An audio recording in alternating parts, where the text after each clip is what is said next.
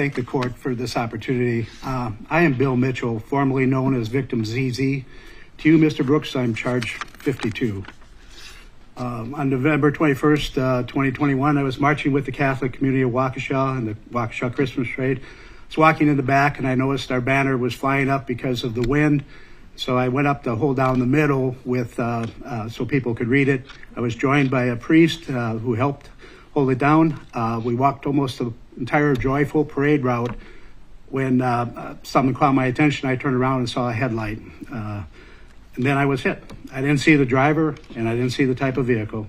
I flew over the hood and ended up on the ground with 8 broken ribs, bruised lung, a fractured hand, finger, and my face was slashed open in several places, requiring stitches. Strangers and friends came to my aid as I lay bleeding in the street. I spent 3 nights in an ICU. Recovery was slow. My hand still has painful cramps that freeze in my fingers. But I know I was lucky. Others had a lot worse injuries and 6 died. The impact on my family was great. My wife was home recuperating from surgery when she received the call I was hurt badly and on the way to a hospital trauma center. Not able to drive yet, she had to wait for my son and his fiancée to pick her up and drive her to Oconomowoc. And after I was released, she had to do a 180 from patient to be my nurse and help me in even the most basic tasks. The stress had slowed her recovery. The continuing pain was a major factor on me giving up a part-time job I enjoyed. We had to rely on family and friends for transportation to doctors for follow-up care for months. Neighbors pitched in to do my yard work and snow removal. Youth from the neighborhood decorated the inside of our house for Christmas. This crime had a ripple effect throughout the community. I do want to take this opportunity to thank all of you for your diligent sacrifice to be here. I tell people I was blessed because I didn't see the carnage that night. I just saw people helping me. But the jury and all of you had to watch the entire awful scene on videos and hear detailed reports of what happened. I'm sure that's going to stay with all of you.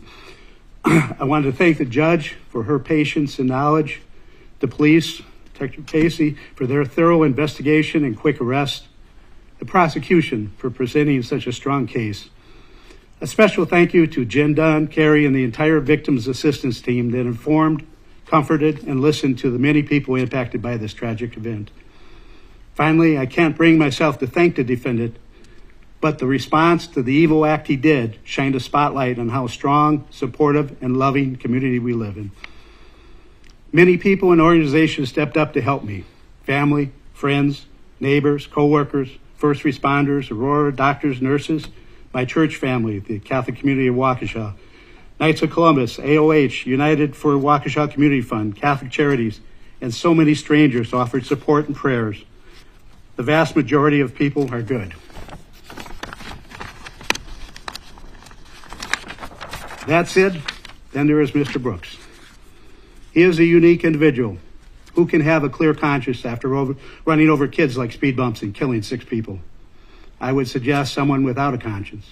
He doesn't ask for forgiveness. He doesn't admit to doing anything wrong. It is never his fault. When he slapped a woman, it was her fault because she made him mad. I believe if he made it home that night with the red SUV, he would have told his mom the damage wasn't his fault. He was in a hurry and people didn't get out of his way. Some crazy, old, fat, gray-haired guy body slammed his hood. I didn't watch all the trial, but the parts I saw showed Mr. Brooks had a lack of empathy for his victims or remorse for his actions. The only regrets he seemed to have is that he was caught and the impact on his own life. Free, he would probably not drive through another parade, but chances are someone so self-centered as Mr. Brooks will hurt other people again. The only life he seems to value is his own. I don't believe that Mr. Brooks will think about me or any of his victims ever. The feeling is mutual. I really don't think much about him now, but when the prison door closes on this felon, I won't think about him again. I do hope Mr. Brooks will use the Bible for more than a courtroom prop. He may want to start with the basics that I know his family had taught him, thou shalt not kill, but then you might want to read Galatians chapter 6, verse 7. Your Honor, I hope you give him the time to read and study the Bible. Mr. Brooks did everything he could to try to make the trial a circus. It is not a circus. It's not even about Mr. Brooks. Today, the court will hear what the trial is about, the victims. And as former victim ZZ, I would ask the court for a sentence that keeps the defendant Darrell E. Brooks Jr. away from society forever. Thank you. Thank you, sir.